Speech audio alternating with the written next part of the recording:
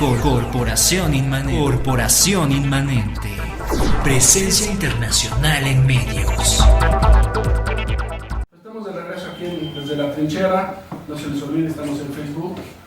Cualquier comentario, sugerencia, pregunta. Y estamos hablando de Napoleón, personaje de los más controvertidos, un genio táctico, no cabe duda.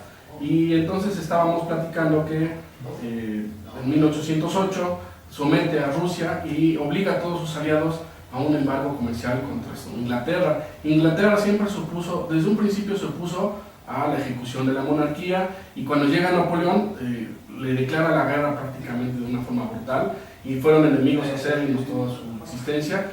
Y los ingleses trataron de muchas formas, ya sea de forma directa o indirecta, de acabar con Napoleón. Napoleón sabía que tenía que acabar con los ingleses, porque si no jamás iba a lograr sus objetivos, y entonces ordena a todos sus aliados a que no le vendan absolutamente nada de materias primas a los ingleses. Y el único que como que se pone muy blandito, como que dice, pues es que yo no estoy seguro de todo, es precisamente el zar Alejandro I. Y lo que pasa después es que Alejandro, pasado las presiones por parte del Reino Unido, y que aparte Rusia dependía mucho del comercio británico, Rusia era un país muy atrasado en estos tiempos, decide declarar la guerra a Francia para él poder continuar con el comercio. Entonces lo que hace Napoleón, una vez que le declara la guerra, es que forma una coalición con todos los países a los que él ocupaba, los países que formaban este gran imperio francés, y forma algo que se llama el Gran Ejército. En este Gran Ejército, que deberá ser un gran ejército, llegaron a sumar 691,000 hombres. De estos 691,000 hombres, la mitad, un poquito menos, eran franceses. Todos los demás, había grandísima cantidad de polacos, había cantidad de alemanes, habían bávaros, habían italianos, incluso hasta españoles andaban por ahí dando lata. Y entonces a todos los forma, y vamos a... La idea de Napoleón cuando le declara la guerra a Rusia era buscar la batalla decisiva. Una batalla decisiva a donde derrotaran al ejército ruso, y con eso ya mantuviera quieto al zar. Entonces, en junio de 1812, este gran ejército se separa en tres pedazos. Un ala que va al centro, donde va Napoleón, va al frente. Ese se dirige en dirección bueno, no era su plan ir a Moscú, pero bueno, era el ejército principal. Había un ejército más pequeño y otro ejército que estaba de reserva. Entonces, el 24 de junio, comienzan la invasión a Rusia. Cruzan el río Niemen para poder invadir a Rusia y buscar esta batalla decisiva. Les decíamos, bueno, en algún momento yo les platicaba que los ejércitos napoleónicos se caracterizaban por la belleza de sus uniformes y por la calidad de los uniformes. Los uniformes napoleónicos eran todos de lana azul, de lana roja, sus uniformes blancos, los chacos, estos chacos tan bonitos que son altos, unos sombrerotes así de copa, y comienzan a avanzar. Y lo que comienza a suceder es que ellos no esperaban que hiciera tanto calor. Estábamos en el verano ruso y hacía un calor insoportable, y ellos van cubiertos de pies a cabeza y empiezan a sufrir choques de calor, choques de temperatura. Todo el equipo y el armamento y todo, pues obviamente les cae bastante pesado el sol, se empiezan a insolar, se empiezan a deshidratar. Y se empiezan a morir. Entonces estamos empezando apenas a cruzar la frontera, y los soldados napoleónicos ya empiezan a caer como moscas.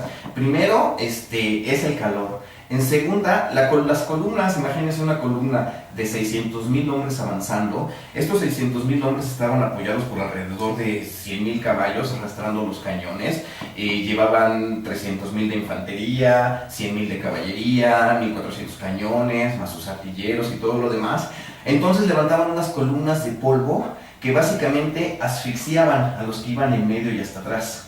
Obviamente los que van al frente, pues ellos son los que van levantando la columna de polvo. Los que van en medio y los que van hasta atrás se empiezan a asfixiar también por esto.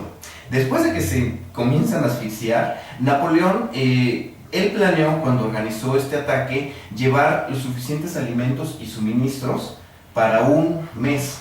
Entonces él planeaba llevar sus carretas, llevar a los caballos, y conforme se iba acabando el suministro, mataban al caballo y eso les iba dando para seguir alimentando a todas las tropas. Obviamente él nunca pensó que de una campaña de un mes de repente se convirtiera en una campaña de 6 meses.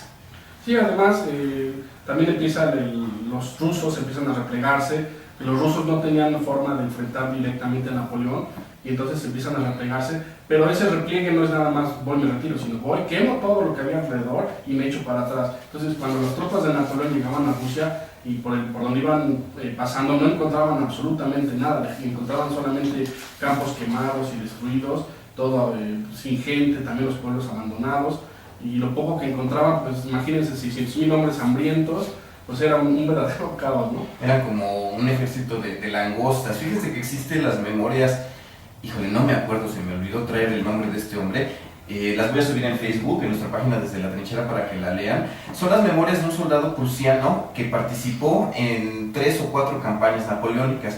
Siendo Prusia aliado de Francia, él participó y él va a invadir Rusia. Entonces este hombre lo que platica, era un granadero, lo que platica es que aparte de la tierra quemada, los campesinos lo que hacían era también esconder toda la comida.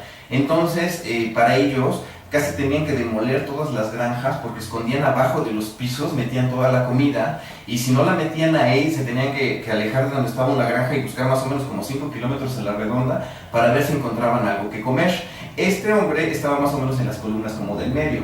Entonces él decía que para cuando llegaba ellos a las granjas, los que iban hasta adelante pues ya habían saqueado.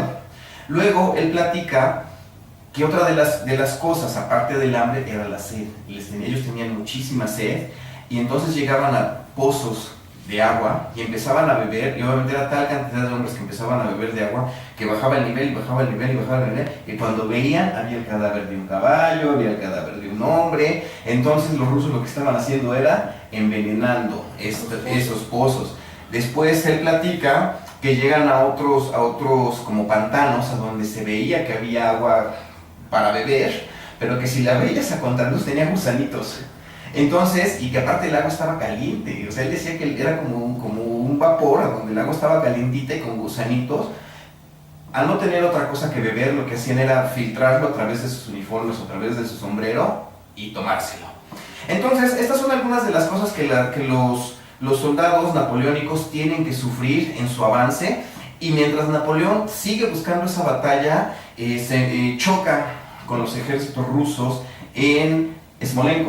Es una batalla que no es decisiva, es una batalla que es muy pequeña, y lo que hacen los rusos, que nos estaba platicando Marco, es retirarse.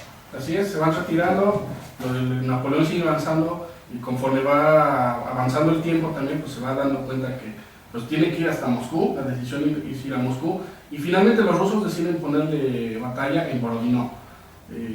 Un ejército de como de 400,000 rusos contra las tropas de Napoleón. Al final quedaron en tablas, un combate muy cruento, muchas bajas por parte de ambos ejércitos, y al final pues los rusos se retiran, pero no consiguen ninguno de sus objetivos, ni los franceses ni los rusos, y entonces se vuelven a retirar hasta Moscú. Y Napoleón decide ir a perseguirlos porque sabía que si tomaba Moscú, eso iba a obligar al zar a que renunciara o que se sometiera a su poder. La batalla de Borodino fue la batalla más grande de todas las guerras napoleónicas. Cuando llegan a la batalla de Borodino, de los 600,000 que comenzaron la campaña, ya nada más quedan 150,000. O sea, ya se perdieron 3/4 partes en este camino. Este soldado que les platicaba yo nos comenta que es tanta la desesperación de que no hay que comer, de que no hay que beber o de que te asfixia el polvo, que los soldados y los oficiales ya se salían del camino por el que se iban avanzando, se ponían el fusil en la boca y se empezaban a suicidar. Y entonces ibas caminando y era muy común que escucharas tiroteo, pero no porque hubiera batalla, sino porque los hombres ya se estaban pegando un tiro en la cabeza. Llegan a Borodino. Borodino es una de las batallas más importantes napoleónicas. Se disparan alrededor de 5,000 cañonazos por parte de los franceses, 1,000,000 de tiros de mosquete. Chocan las tropas de Kutuzov del lado ruso contra las tropas napoleónicas. Este día Napoleón se hallaba indispuesto, estaba enfermo, creo que él padecía del estómago, creo que tenía una úlcera o algo así, y entonces él no saca a flote, no saca a relucir el genio que siempre mostró. Básicamente lo que hizo en el choque de Borodino fue un ataque de frente, no llevó a cabo esos ataques que lo caracterizaron de flanquear, de rodear, de buscarle por dónde, sino que fue un choque de frente, y los rusos aguantan de frente. Algo que es importante y que es de resaltar es que en Borodino la vieja guardia imperial no combatió. La vieja guardia imperial eran básicamente superhéroes, eran soldados que habían combatido durante más de 4, 5, 10 campañas. La vieja guardia imperial tenían el derecho a quejarse de las órdenes, es más, podían tutear al emperador porque ellos eran hombres que se lo habían ganado, y la vieja guardia imperial no combate. Napoleón los deja en reserva y los deja en reserva y los deja en reserva, se acaba la batalla, se acaba el día y la vieja guardia no peleó. Esto es algo que ellos eventualmente como que lo resienten, y al anochecer del día de la batalla de Borodino, los rusos se retiran y le dejan las puertas abiertas para llegar a Moscú. Sí, así es. Napoleón sigue avanzando, llega a Moscú, ya cerca del invierno estamos hablando. Lo que hacen los rusos es dejar la ciudad, abandonarla. Alejandro ya se había salido, el zar Alejandro, y pues la dejan simplemente libre. Napoleón toma Moscú sin un solo tiro, pero pues no había nada, ya no había ni gente, no había comida, no había nada. Además habían soltado a los locos de manicomio, a los prisioneros de las cárceles, y entonces un poco más tarde empieza el incendio de Moscú. Hay muchos que hablan que en realidad fueron los locos del manicomio, que algunos probablemente eran piromaníacos, y les agarró, y como no había nadie, pues empezaron los incendios. Y pues Napoleón pues está frustrado porque está en una ciudad sin poder guarecerse del frío, sin alimentos, y el zar Alejandro pues había salido, y cuando le mandan un mensaje le dice pues ya ríndete porque ya llegué a Moscú y todo, Alejandro le dice nomás no me voy a rendir, y se va a seguir la batalla. Y pues Napoleón, frustrado, pues decide regresarse. Muy bien, pues entonces nos vamos a ir a una pausa que nos está marcando aquí nuestro tovarich David, y regresamos desde la trinchera. Corporación Inmanente. Presencia internacional en medios.